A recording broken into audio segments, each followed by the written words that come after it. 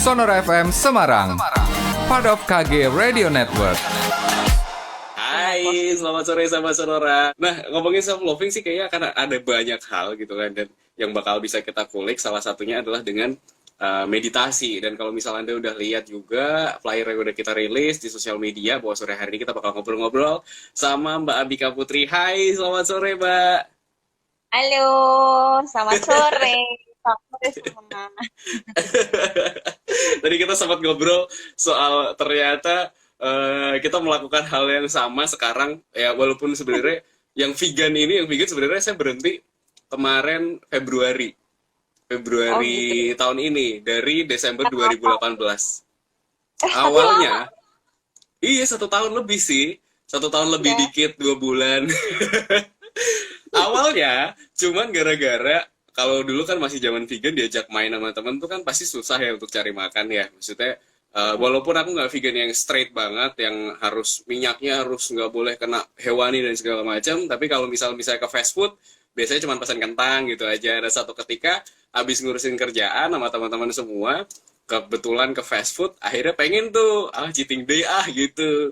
Awalnya gitu ya kan, cheating day makan ayam goreng crispy gitu kan, udah enak segala macam, udah iya, udah setahun lebih nggak makan daging kan, terus tiba-tiba makan daging, dan abis itu kayak ada rasa, sedikit rasa bersalah nih, besok nggak boleh, taunya besok, nasi goreng babat enak nih, ya udah balik lagi.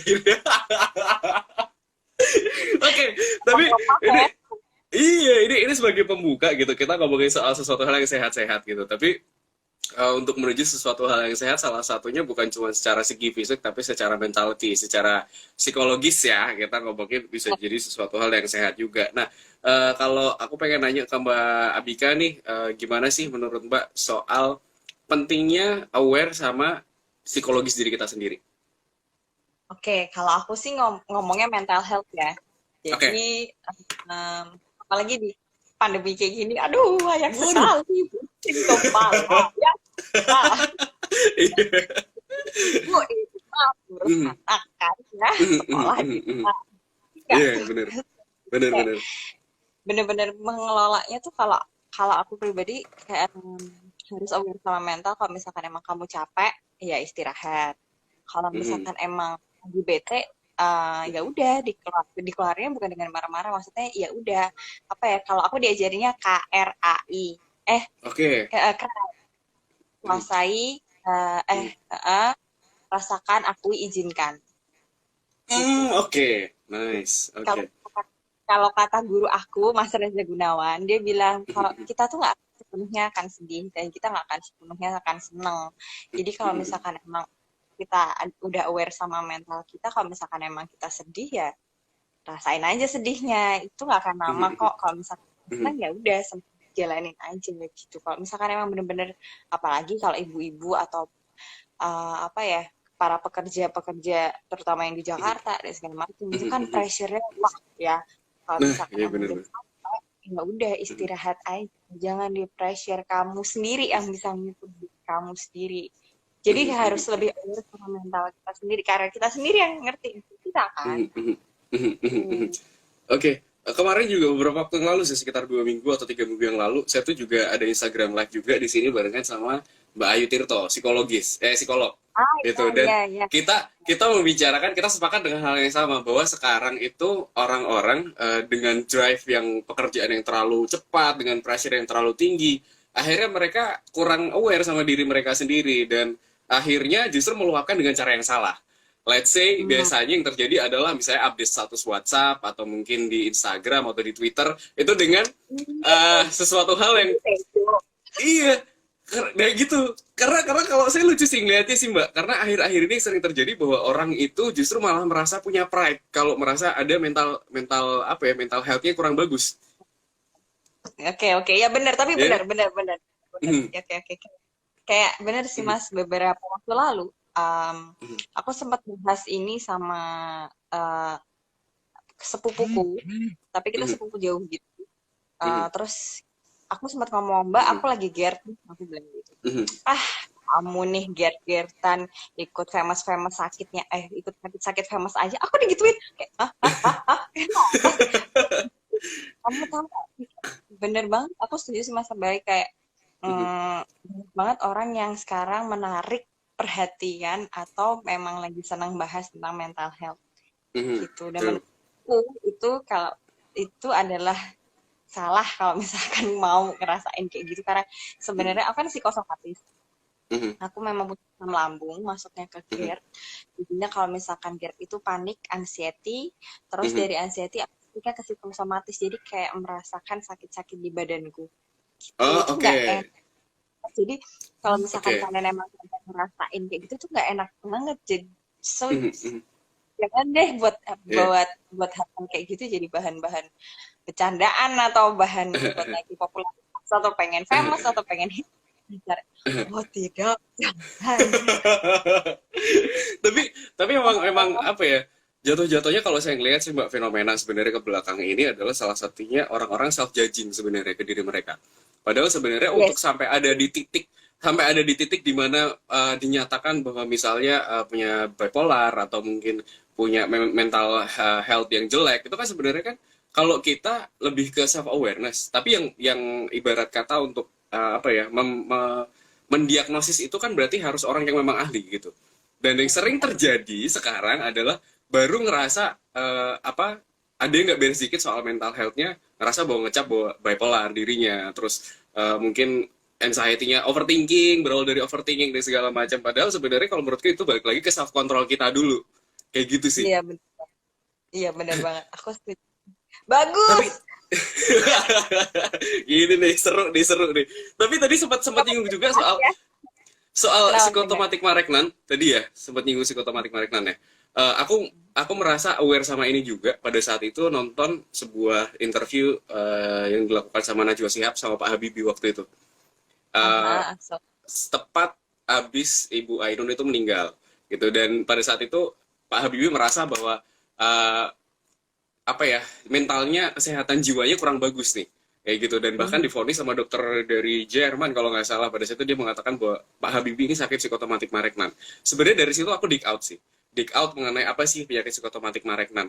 Nah ini kan sebenarnya kan salah satu langkah untuk kita apa ya, mengenal diri kita lebih bagus gitu kan. Nah tapi problemnya gini Mbak, orang itu seringkali merasa takut kalau misal kita terlalu terlalu apa ya, terlalu dig out soal itu, terlalu cari tahu soal yang berhubungan dengan mental, akhirnya nanti dikata-katain sama teman-temannya, wah apaan sih gini-gini segala macam lah. Apakah Mbak Abika pernah mengalami hal ini? Ya pernah lah. Oke, Ya dan cara Allah, ngantisipasinya gimana tuh? aku nggak, aku stres sih waktu itu Mas jujur, karena aku Mhm, stres terus diomongin kayak mhm, gitu, jadi tambah mhm, kayak stres lu gini-gini aja kayak cari ini dan segala macam. Aku pas itu emang down dan akhirnya aku mhm, copot itulah sosial mhm, media kan nggak mau aku deh. oke. Orang itu toksik terbesar emang di situ sih. Jadi Mhm. apa namanya, suamiku rese banget ya.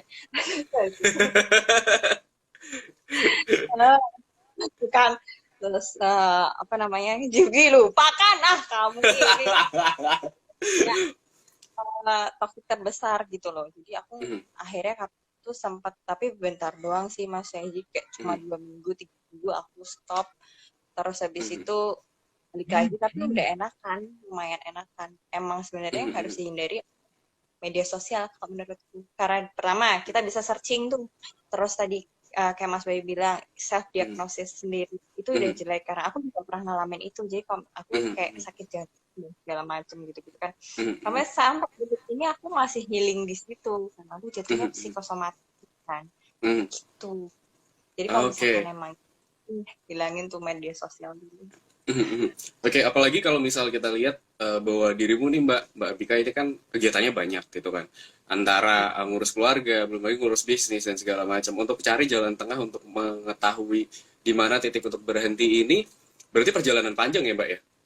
Wah, 3 tahun saya Wow. Titik segala baliknya apa macam Mbak?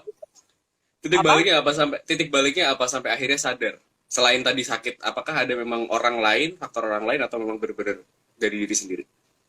bener-bener dari diri sendiri karena kalau dari orang lain susah, emang harus Iya sadar sih, benar sih. sendiri. Dan Benar suamiku sih, juga benar sih. bilang selalu kayak ngomong kalau kamu nggak bisa apa namanya tahu diri kamu dirinya kapan stop atau kamu kapan bisa tenang, kamu nggak akan bisa ini, dia bilang. Jadi ya udah diri kita sendiri, emang balik-balik lagi ke diri kita sendiri. Jadi aku benar-benar belajar mas buat sembuh gitu, sembuh kan kayak sekarang kan masih healing nih. Makanya aku jadi vegan, terus aku ikut meditasinya pun macam-macam, ada breathwork, terus aku sekarang belajar breathwork cakra. Jadi aku belajar cakra dari 1 sampai 7 ini. Tapi kan ada kan, aku selalu mikir gitu, oke, berarti kalau misalkan aku nggak punya mental illness, kita sebut aja gitu kan, terus habis itu aku nggak akan belajar tentang meditasi, aku nggak akan kenal sama Mas Gunawan, guru aku nggak akan kenal sama breathwork, aku nggak akan kenal sama body meditation gitu-gitu, atau vegan sekarang gitu. Tapi menarik. Oke. Susah banget ya. Oke, tapi ini menarik banget Mbak ketika apa kita berbicara. Tadi sempat Mbak Abika juga nyinggung bahwa ketika kondisi kita, mental kita sedang tidak baik, ya udah terimalah itu sebagai memang kondisi kita yang sedang tidak baik. Nah, banyak orang seringkali melawan kayak gitu kan, bahwa oh aku baik-baik aja kok. Baik-baik aja kok gitu, padahal sebenarnya sedang tidak balance gitu untuk kondisi psikisnya kayak gitu. Kalau aku sih sempat juga akhirnya menemukan formula Mbak. Ini mungkin kita sharing-sharing ya, bahwa benar juga bahwa ketika kita dalam keadaan yang tidak baik, berdamai dengan diri sendiri adalah pilihan terbaik. Self-loving. Tapi kadang-kadang antara self-love dan juga selfish ini beda-beda tipis Mbak, biasanya Mbak. Setuju gak sih? Setuju gak sih? Aku tuh sekarang sampai sekarang masih berkutat kadang-kadang saya nurutin nih apa yang kepengenan saya gitu, ketika saya lagi nggak pengen ngobrol sama orang ya saya memenuhi itu, mungkin karena capek urusan kerjaan dan segala macam. Tapi kadang-kadang saya juga kepikiran bahwa kayaknya ini terlalu selfish deh, kayaknya jatuhnya egois deh, nggak mau bersosialisasi segala macam. Tapi akhirnya saya menemukan cara bahwa salah satunya adalah dengan cara meditasi. Nah ini nih kita bakal ngomongin soal meditasi nih. Kenapa meditasi Mbak? Karena ternyata di meditasi kita mendapat jawaban terpecah dari Tuhan, guys. Jadi sebenarnya meditasi itu bukan benar-benar kita diem habis itu apa dan segala macam. Sebenarnya meditasi juga bisa meningkatkan kepercayaan kita juga terhadap agama. Jadi spiritualitas lebih tinggi gitu loh Mas. Terus kenapa meditasi? Dengan meditasi itu tadi kita bisa tahu diri kita tuh seperti apa. Kalau aku diajarinnya meditasi itu body meditation. Jadi kayak diem terus habis itu kayak tanya sama badanmu apa sih yang mau dirilis, apa sih yang mau disampaikan sama badan kamu. Pernah banget bikin aku takjub adalah ini nggak sekali 2 kali meditasi habis itu kamu bisa langsung kayak gitu loh, enggak. Aku sama meditasi pertama apaan sih nih gitu kan, ngantuk gak ada faedahnya gitu doang. Belum lagi kalau ada nyamuk tiba-tiba yang nempel ya kan, mau napak kayaknya gak enak banget gitu ya. Iya banget, jadi kayak pusing sendiri kan. Udah beberapa kali meditasi ya sampai abis itu aku akhirnya kerasa coachku pernah ngomong, coba kamu meditasi deh, apa sih yang dibutuhin sama badan kamu, saya yang tahu badan kamu ada di sendiri. Oke, aku coba meditasi. Terus kapan itu tuh badanku kan karena masih kosomatis, jadi badanku tuh suka ngerasa nggak enak gitu loh Mas. Sekarang aja nih kayak pening dan segala macam. Tapi aku dokter kemana itu tuh nggak apa-apa gitu loh.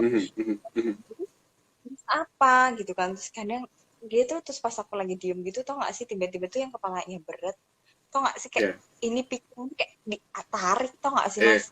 Itu habis itu bener-bener yang habis itu enteng kepala kan berat jadi enteng. Makanya aku merasa buset ini bisa lepas, tapi aku ngomong sama badanku sama kepalaku juga, kamu kenapa? Oke, maaf ya kalau misalkan maaf ya kalau aku misalkan nge-pressure kamu terlalu berat, ya udah kita rilis aja, aku bilang gitu sama kepalaku. Ya udah kita nggak bisa kita nggak bisa ngurusin ini sendiri berdua, jadi ya udah kita kasih aja sama Allah, aku bilang gitu. Udahlah dilempar aja, aku lagi hilang Mas. Terus aku kayak kenapa sih badan aku tuh sering-sering sakit, kamu apa yang dibutuhin? Jawabannya tuh bukan dari badan kamu ini butuh ini enggak, tapi di depan itu tuh suaranya tuh kuning banget, kuning jelas banget kayak kuning lemon. Dan ternyata habis aku melek gitu, oke, aku butuh vitamin C nih kayaknya, gitu. Kan ajaib Oke. gitu. Iya benar-benar. Wow. Jadi kayak emang sebenarnya benar itu tadi, emang kita tuh sebenarnya kan tubuh udah diciptakan dengan sempurna, sesempurna itu. Jadi emang kita juga ada self healingnya sendiri tuh. Kita emang kalau aku belajar kan udah ada sampai sel-sel tuh belajar, tapi pusing kalau dijelasin dulu ya. Kita lagi selo-selo aja, tipis-tipis aja. Makanya. Jadi ya ada jalannya sendiri dari ya itu tadi emang tubuh kita sendiri dan pikiran kita sendiri. Dan nggak gampang sebenarnya mengatur pikiran yang selama ini udah ruwet sendiri dan udah kejat kalau misalkan aduh takut sakit ini itu udah susah ya. Healingnya emang pelan-pelan. Nah, harus ketemu akarnya. Kalau kata guru aku, terapis aku juga harus ketemu akarnya. Makin cepat ketemu akarnya, semakin kita bisa rilis. Oke, menarik sih Mbak. Soalnya aku tuh gini, aku bisa akhirnya sempat vegan selama 1 tahun lebih, 1 tahun 2 bulan lah, 2 bulan 3 bulan gitu, sama melakukan meditasi. Sebenarnya triggernya bukan dari diri sendiri sebenarnya, dari orang lain Tapi sebenarnya. Iya, tapi tuh, akhirnya tapi jarang kan? iya, tapi akhirnya karena awalnya nyoba-nyoba dan merasa nyaman, akhirnya justru malah keterusan. Kayak gitu, kayak waktu vegan, awalnya itu gara-gara nonton videonya Vice Indonesia waktu sama Eva Celia. Waktu itu dia cerita soal bahwa dulunya dia sering ngerasa anxiety, sering ngerasa kayak gampang nangis, gampang sakit segala macam, sampai akhirnya dia vegan gitu. Dan ternyata itu punya pengaruh yang bagus buat dirinya. Terus cut the story short, akhirnya aku vegan selama pada saat itu sekitar 6 bulan. Habis itu nonton sebuah video salah satu band favorit aku, namanya Blink-182 dari Amerika. Vokalisnya itu waktu di interview ditanyain ketika day off ngapain aja, jawabannya cuma satu, meditasi. Terus akhirnya dig out tuh, meditasi tuh apa sih gitu kan. Akhirnya cari tahu segala macam tentang meditasi, dan akhirnya sebenarnya sih aku cuma nyoba-nyoba aja sih Mbak, meditasi yang sebenarnya ini juga aku pengen nanya juga gitu, apakah kalau aku selama ini so far meditasinya adalah dengan membayangkan sebenarnya sambil sila gitu kan, terus sambil bayangin bahwa aku pergi ke suatu tempat yang aku suka, misalnya katakanlah ke misalnya pantai atau ke atas gunung, tapi seberusaha mungkin aku konsen dan harus bisa dapet feel-nya ketika misalnya di atas gunung, seberisnya, seudaranya segala macam, harus bisa sampai ngerasa ke dalam tubuh. Kayak gitu sih Mbak, aku sih Mbak sebenarnya. Apakah itu juga sebenarnya bisa dikatakan meditasi juga? Disuruh kamu nggak boleh ini, semakin kamu disuruh nggak boleh, semakin kamu penasaran, semakin kamu disuruh konsen, kamu harus konsen, bayangin titik putih di depan kamu, ya kali itu namanya bukan meditasi, itu namanya konsentrasi ke titik putih. Tapi memang salah satu kunci meditasi adalah dengan cara mengelola pernafasan ya Mbak ya, benerkah itu? Iya, bener nafas. Jadi, bener. Aku makanya tadi balik lagi, aku belajar breathwork itu tadi, Mas. Jadi breathwork itu apa sih? Breathwork itu kayak kita latihan nafas secara sadar. Biasanya kan kalau kita nafas aja ya. Ya gitu kan. Tapi ini kita benar-benar nafasan dulu. Inhale, exhale. Dan selalu di awal kita body meditation. Oke. Jadi cukup menarik juga Mbak, kenapa akhirnya memutuskan untuk vegan? Apakah merasa ketika vegan ada perubahan dalam tubuh? Jadi dulu gini, aku tuh sama kayak kamu, pernah vegan lama. Terus gagal. Gagalnya tuh gini loh Mas, kayak belum ada kesadaran diri. Jadi kayak misalkan kita pengennya, misalkan dulu aku pengen biar aku bisa sehat pikiran aja gitu kan. Ternyata itu aja, terus habis itu begitu udah enakan ya aku balik lagi. Ternyata nggak cuma itu aja, kayak ternyata apa namanya bisa buat badan banget kan, maksudnya dari kolesterol dan segala macem begitu kan kita jaga. Ya udah, itu panggil sendiri sih sebenarnya. Kayak aku kan beberapa kali wah vegan berat kayak ya aku tuh gitu-gitu, dan wah tapi kalau aku awal-awal kemarin vegan tuh emang banyak banget perubahan, namanya healing krisis sampai sekarang. Jadi banyak banget di perutku, aku kan asam lambung. Dari perubahan makan kacau, terus habis itu makan sehat, perut tuh malah semakin kayak kures gitu loh. Tapi katanya apa, cuma flora ususnya kita emang beradaptasi lagi. Dan ya itu tadi, panggil jadi vegan ya panggilan diri sendiri juga biar lebih sehat, biar lebih psikisnya enak. Kan sehat ada investasi nggak sih? Yes, benar-benar sih investasi. Tapi ini juga gitu juga sih, Mbak. Aku dulu pernah searching juga, pernah dig out lah, cari tahu gitu kan soal bahwa ternyata vegan ini tuh juga mengembalikan konektivitas kita antara kita dengan alam gitu. Karena ada beberapa konsumsi lemak yang kita konsumsi dari hewani itu ternyata membuat salah satu penunjang faktor anxiety kita gitu. Dengan kita vegan akhirnya itu bisa membuat konektivitas kita dengan alam lah, bisa dibilang gitu, jauh lebih baik lagi. Tapi aku juga merasakan, Pak, pada saat itu sekitar 3 bulan awal vegan, itu aku sempat bingung karena aku ngerasain bahwa badanku tuh dalam kondisi yang nggak sehat. Dalam artian jadi kayak orang kurang darah, terus jadi lemas segala macam. Tapi ternyata bener sih, itu abis dig out, abis cari tahu, oh ternyata itu memang salah satu proses di tubuh kita tuh adaptasi ya, kayak gitu ya ternyata ya. Ya, mungkin kalau kamu lemes dan segala macam itu, kalau aku tadi perut aku wah kacau sekali, bergejolak lah, terus habis itu apa namanya, badanku kedinginan lah, karena aku tuh disuruh minum jus. Aku tuh dapat resep, aku tuh harus ngabisin 1 liter sampai 2 liter jus dalam 1 hari. Jus apa, Mbak? Dan jus Gitu.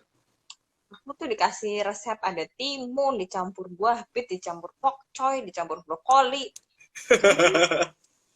sampai 2 liter dalam Aku cukup dalam sehari. Kenapa? Apa? Dalam sehari harus konsumsi itu 1 liter ya. Kalau aku dulu nyobanya adalah selama 3 bulan itu, Mbak, seledri dicampur sama lemon. Itu selama 3 bulan. Enak sih itu sih, tapi emang enak asli, enak banget gitu loh. Bahwa ternyata ini mengesampingkan juga persepsi orang-orang bahwa healthy food atau sesuatu hal yang kita berhubungan dengan pola hidup sehat tuh selalu boring, selalu nggak enak. Ternyata sebenarnya setelah masuk enak-enak aja, Mbak, sebenarnya. Sebenarnya, tapi itu tadi mindset kita, karena kita nggak pernah kebiasa dengan hal-hal itu kan. Kayak kamu makan gituan gitu kan. Dan kayak gitu tuh sebenarnya aku mau cerita kayak memang butuh lingkungan yang mendukung sih, Mas. Ya nggak Iya sih? sih, bener. Mau jajan kanan kiri beli gorengan kan. Iya, aduh. Tapi gini, Mbak, aku mungkin bisa ketolong pada saat vegan itu bisa lama ya. Salah satunya adalah karena aku punya hobi masak.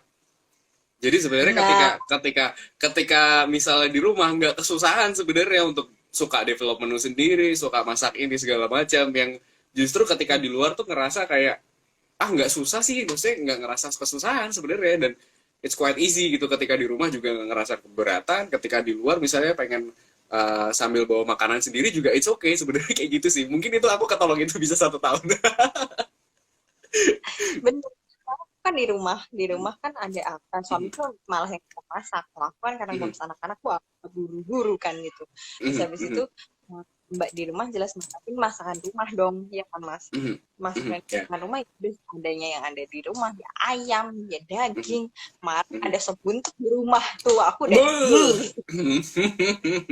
terus suamiku juga suka sama masak stick, jadi aku kayak waduh itu berat banget sih. Jadi di rumah akhirnya kadang-kadang suamiku masakin cuma kayak suamiku atau mbakku yang masakin saus cocolan tuh loh, Mas. Tau gak sih kayak misalkan udang saus tomat misalkan gitu, saus tomatnya dipisahin, terus aku bikin rebusan sendiri, rebusan sayur sama kacang-kacang nabati gitu kan. Terus itu aku coba itu enak, tau gak sih kayak oh finally I found makan enak dengan cara ini. Sehat juga. Tapi do yoga juga nggak, Mbak? Atau cuma meditasi aja? Ngelakuin yoga juga nggak? Yoga tapi juga. Kan habis melahirkan aku enggak. Jadi memang sebenarnya itu basicnya adalah aku memang suka yoga. Jadi dulu kuliah itu anakku ini dia. Hai. Dan anakku yang kedua nih, si Endut. Jadi aku dari kuliah suka pilates. Habis itu selanjutnya terus habis itu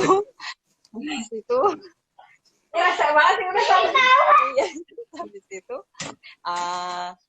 kuliah Pilates, habis itu yoga, terus tau gak sih di mana namanya di Bali itu ada Namaste Ubud Mas, dan itulah pertama kali aku jatuh cinta sama cakra.